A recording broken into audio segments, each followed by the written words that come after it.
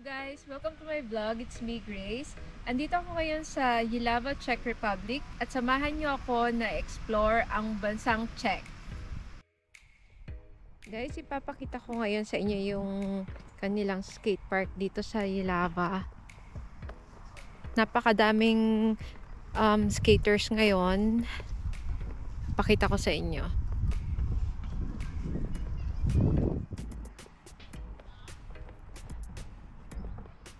Malaki ang skate park nila dito.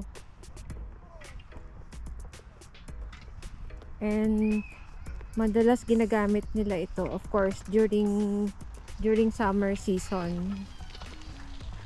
Ayan. Sobrang daming mga bata naglalaro ng skate.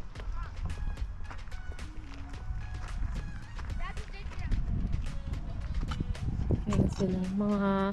Siguro mga nasa 10 years old and up yung mga nagsiskate dito. Pakaganda, guys.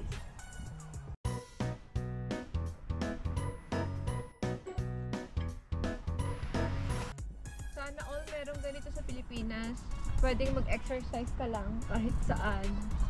Like this. Ito yung pinaka gusto ko sa Czech. Sobrang daming puno, sariwa ang hangin, sobrang peaceful ng paligid, sobrang ganda.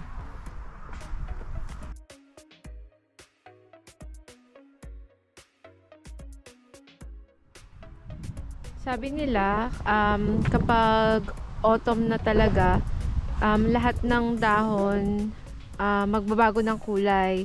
Kagaya nito, nagtuturn na siya sa color orange. From green to orange. Ayan, lahat ng mga dahon dito magiging orange na yan. Soon. From summer to autumn. And then, kapag winter na nila, saka na maglalagas yung mga dahon.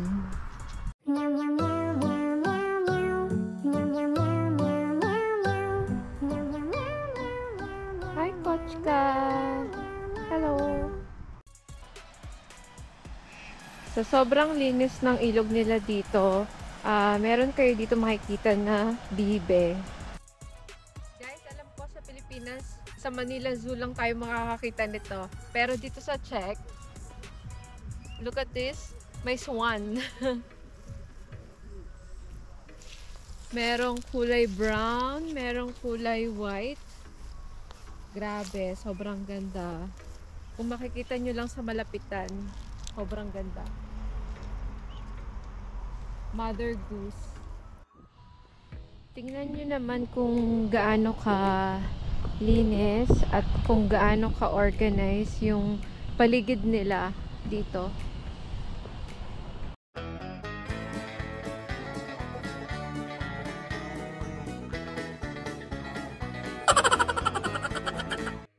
Ilan sa mga transportation dito sa Czech, meron silang bus or electric bus or trolley. Ayan, kung makikita nyo, andon for the electric bus.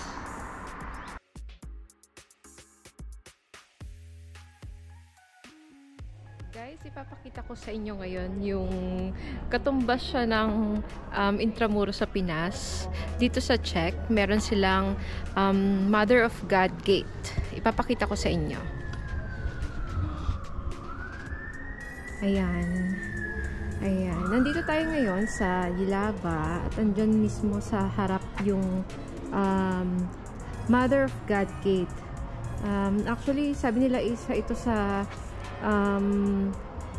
natitirang medieval city gates dito sa Czech. At sobrang ganda niya talaga. And alam nyo ba na ito ay parte ng old fortifications ng Jihlava noong Middle Ages. So, imagine ilang daan taon na tong nakatayo. And isa siya sa mga bantay ng lungsod dati. Kagaya ng Intramuros sa Manila. Sobrang ganda. Ganun din yung mga buildings na katabi niya.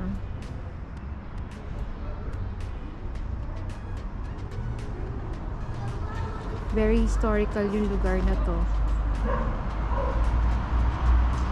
Sobrang ganda.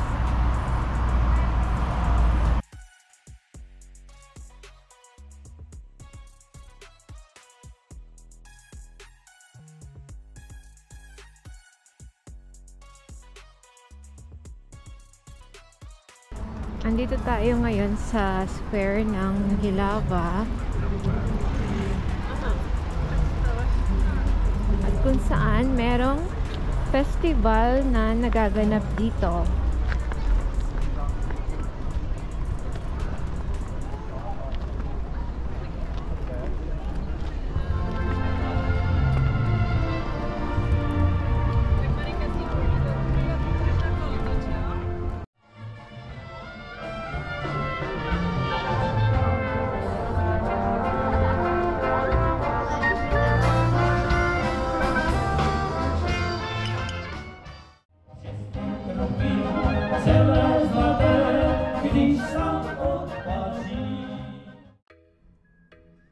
Ipapakita ko sa inyo yung isa sa pinakamahalagang church dito sa Czech Republic. Tinatawag nila itong St. James Church. Ayan. St. James Church. Dito sa Czech, hindi sila ganun ka-religious. Pero marami din sila ditong mga old centuries church kagaya nitong St. James. Isa ito sa medieval church ng Czech. Katulad ng mga churches na nasa Intramuros at saka nasa Vigan. Kung makikita nyo, napakaganda ng architecture ng simbahan. Para kang bumalik sa noong unang panahon. Napakaganda.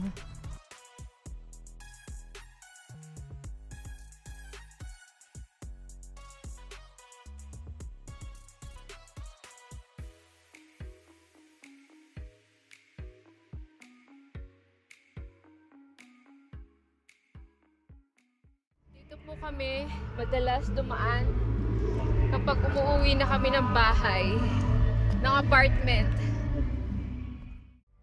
Pauwi na kami ng apartment and itong nakikita nyong building na to, 10 minutes walking distance lang to sa apartment namin. And ito yung tinatawag nila na manor dito sa Ilava. Itinayo ito noong World War II and nagsilbi siya na school para sa mga young Nazi.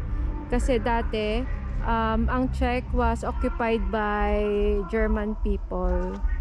So, ipapakita ko sa inyo ngayon kung ano ang itsura nito sa harap.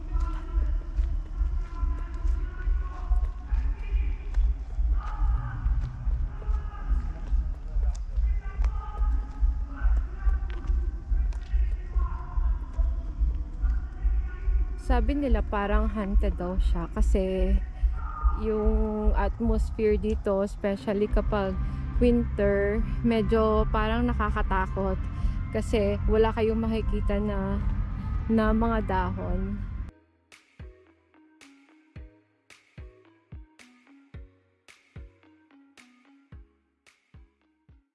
Guys, pauwi na kami and nagpapahinga lang kami dito sa loob ng forest, kung makikita nyo sa background. And by the way, yung naririnig nyo na music ngayon, meron kasing music festival na nagaganap dito sa Cineman ng Hilava.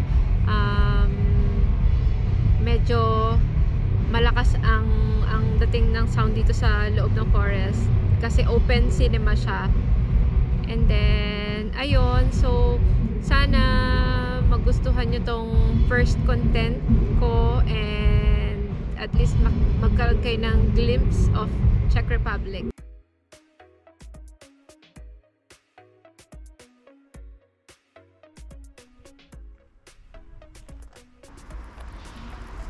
Please like and subscribe.